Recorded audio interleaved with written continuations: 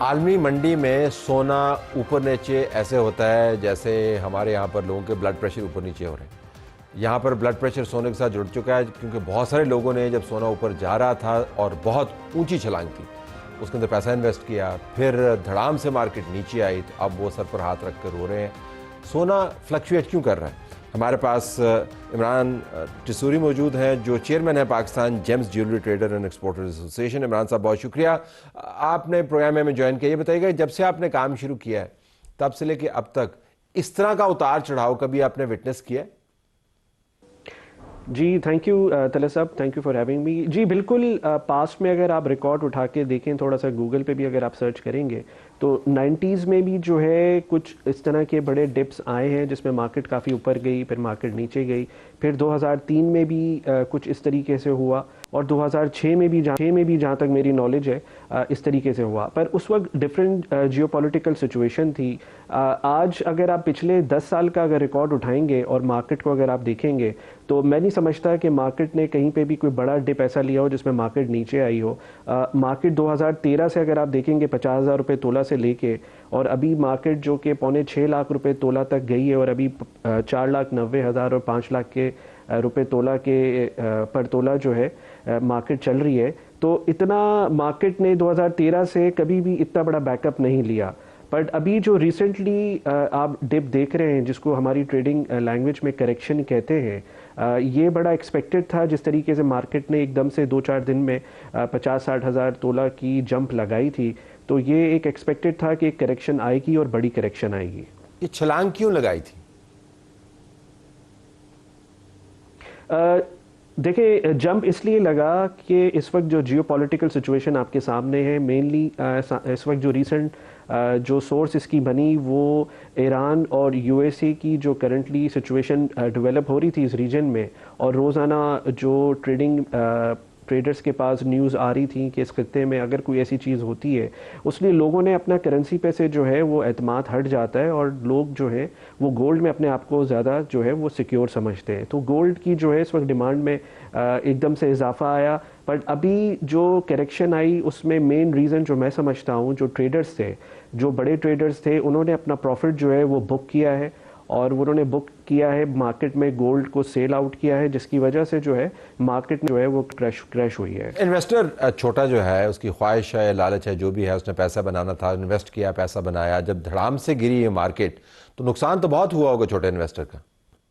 जी बिल्कुल, देखिए नुकसान तो अगर आप स्टॉक में भी लोग छोटा इन्वेस्टर हो बड़ा इन्वेस्टर हो, वो तो बिल्कुल लोगों ने प्रॉफिट भी कमाया पिछले 5-6 महीनों से, जब से मार्केट में काफ़ी उतार चढ़ाव चल रहा है। इसी तरीके से जो है वो लोगों ने जिन्होंने इतनी बड़ी प्ले जिसने किया तो उसने लॉस भी बिल्कुल किया है। तो ये तो बिजनेस का रूल है। मशवरा क्या देंगे आप आने वाले दिनों में लोगों को कि वो मार्केट नीचे आई है, आपने करेक्शन का लफ्ज़ इस्तेमाल किया, प्रॉफिट टेकिंग भी हुई, आने वाले दिनों में आप ट्रेंड्स को कैसे देखते हैं? फ्लक्चुएट होता रहेगा, स्टेबल रहेगा?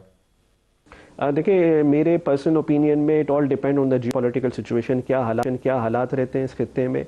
मेनली मैं जो समझता हूँ इस वक्त ईरान और यूएसए की जो अभी टेंशन, मुझे ऐसा लग रहा है कुछ सेटल्ड है, कुछ डायलॉग्स पे अगर बात चली जाती है, मामलात वहाँ पे ठहर जाते हैं और कोई चीज़ आगे नहीं बढ़ती, तो मुझे लगता है कि गोल्ड जो है वो 4.5 और 5 लाख के दरमियान पर तोला के हिसाब से रहेगा और $4,500 पर आउंस और $5,000 पर आउंस के दरमियान में अभी फ़िलहाल मार्केट प्ले करेगी। और अगर कोई नेगेटिव इम्पैक्ट आता है इस चीज़ के ऊपर तो definitely gold will shoot up, और जिस तरीके से अभी हमने पिछले के उसने एक बड़ी जंप लगाई तो ये वापस भी इस तरह की जंप लग सकती है, जिसमें मार्केट जो है पाकिस्तान में 6 लाख रुपए पर तोला के हिसाब से मार्केट जाके टच कर सके। एक मसला ये भी है कि रियासतें और हुकूमतें भी तो गोल्ड बहुत ख़रीद रही हैं इन हालात की वजह से।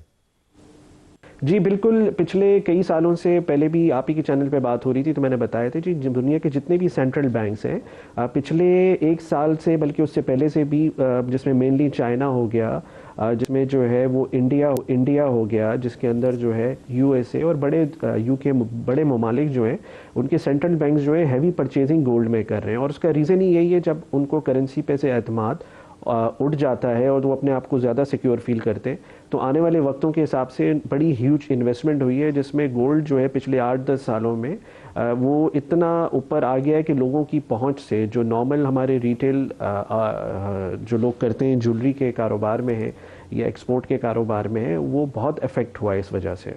ये फरमाइएगा कि धंधा वो तो बड़े लोगों का काम है, जो लोग शादी ब्याह के लिए, छोटी इन्वेस्टमेंट के लिए सोना खरीदते रहे हैं, उनकी पहुंच से तो मामला हो गया है अब बाहर।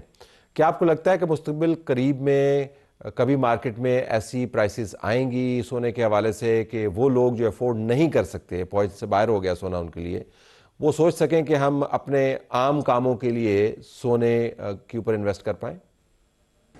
देखिए, वी आर एक्सपेक्टिंग इंशाल्लाह पाकिस्तान में जो रेकोडिक पे काम हो रहा है और कहा जा रहा है कि 2028 में जो है गोल्ड जो है मार्केट में अवेलेबल होगा, तो वी आर एक्सपेक्टिंग कि शायद हो सकता है वो रेट गोल्ड जो है जो पाकिस्तान से निकल रहा है, और अगर वो गोल्ड मार्केट में आता है और उसमें गवर्नमेंट के अगर टैरिफ बहुत कम होते हैं और वो डिफरेंट चीज़ें हम पे टैक्सेस और बाकी चीज़ें लिवाइड नहीं लगती, तो वो एक डिफरेंस मैं देख रहा हूँ कि लोकल मार्केट या पाकिस्तान के लिए बेहतर हो सकता है। उसमें जो भी फ़ायदा होगा वो एंड कंज्यूमर तक जो है वो जाएगा।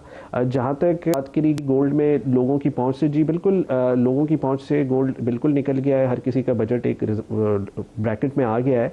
बट इससे लोगों ने as a investor in the bullion इसमें पैसे बनाए भी हैं और लोकल कंज्यूमर ने इसमें गंवाए भी हैं, पैसे बनाए भी हैं और गंवाए भी है। बहुत शुक्रिया नाज़रीन, सोने की सूरत हाल आपके सामने हमने रखी। बाज़ लोगों के लिए सोना मैटर नहीं करता, उनके लिए सोना यही है जो उन्होंने सारी ज़िंदगी कमाया। राशिद महमूद पाकिस्तान की फ़िल्म और ड्रामे के एक बड़ा उनका नाम है, अदाकारी में बहुत बरहम है यूट्यूबर्स के हवाले से। इस वजह से नहीं कि उनका मुकदमा यूट्यूबर्स नहीं लड़ रहे, इस वजह से कि वो समझते हैं कि यूट्यूबर्स ने उनकी ज़िंदगी में यलगार की और उनकी ज़िंदगी भर की कमाई को खाक में मिला दिया। सुनिए वो क्या कह रहे हैं।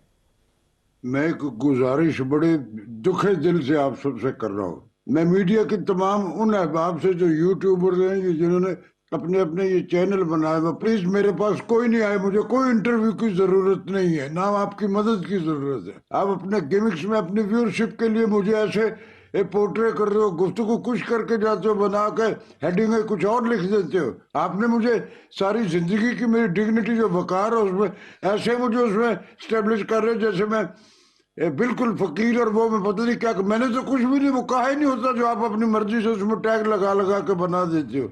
डोंट डू इट अगेन, वरना मैं आप पर केस कर दूंगा आप जो इस तरह की कोई बात करेगा तो।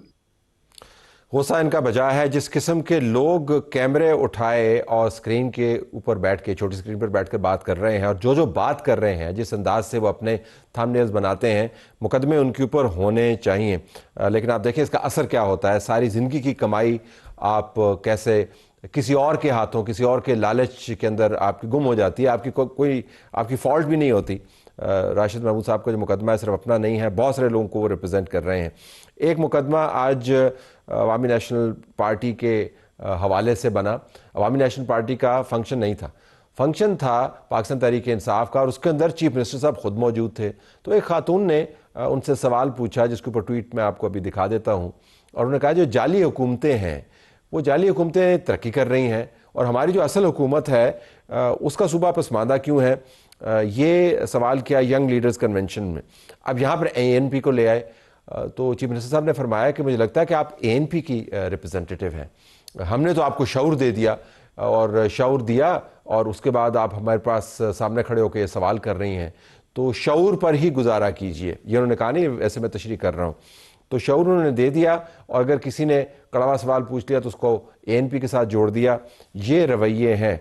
शऊर से लोगों के पेट नहीं भरते, शऊर से दहशतगर्दी का खात्मा नहीं होता। और ये जो शऊर की रट लगाई हुई है, अगर शऊर का भी तज्जिया शुरू हो गया तो आपको पता चलेगा कि शऊर असल में कितना बेशऊर है, किस किस्म की बातें होती हैं, किस किस्म की ज़ुबान इस्तेमाल होती है। लेकिन फ़िलहाल तो खैबर पख्तूनख्वा के PTI के जो वोटर्स हैं, उनको शऊर पर ही गुजारा करना होगा।